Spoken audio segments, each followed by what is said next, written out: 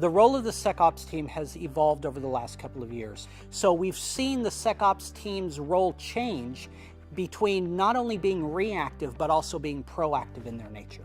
If you're going to better enable a detection and a forward-looking, you're going to have to do it in a couple of ways. You're going to have to adjust what analytics are used to help provide that hypothesis for forward-looking, and you're going to have to apply a different type of analytics for also looking at how do we detect better. So the NIST cybersecurity framework is another framework at that high level like ISO 27001. It talks about how do I identify threats, how do I detect them, how do I react and respond to them, how do I recover from the issue. It gives a framework that helps an organization lay out the processes necessary to handle cybersecurity efficiently as effectively as they can. For minimizing exposure, a lot of people would say, oh, detection. It's actually detection plus response. The actual idea of exposure time is equal to detection time plus reaction time. So in that case, then you need both of those parts to really get exposure under control. So identify and protect are the front two parts of the framework. Those are your protective security controls. Detection and reaction, think of it like the burglar alarm when somebody throws a brick through your window. It tells you the change of state, you react to the change of state. How ArcSight manages exposure time.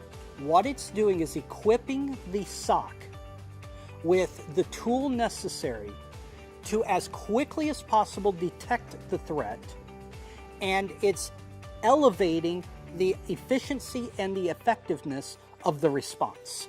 Protecting against known threats is generally pretty straightforward. I know it, I understand it, it has been well understood in the field, there is knowledge for how to detect it.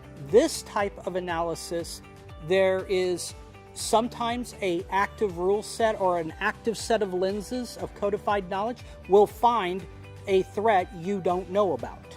Then there is the unknown threat, that is, this has never been before, it now shows up.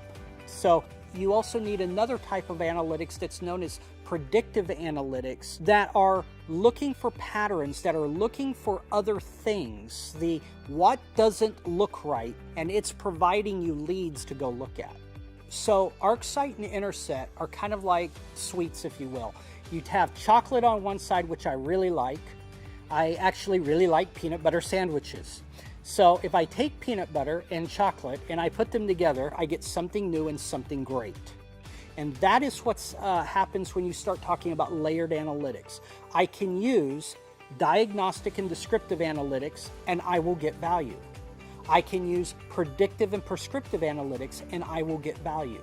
It's when they are put together to where they work cohesively and kinetically correct, that is where the power is of the two of them together. So we took what would be considered the industry's recognized best real-time correlation engine, and we took one of the best artificial intelligent machine learning engines, and we are now in the process of bringing them together.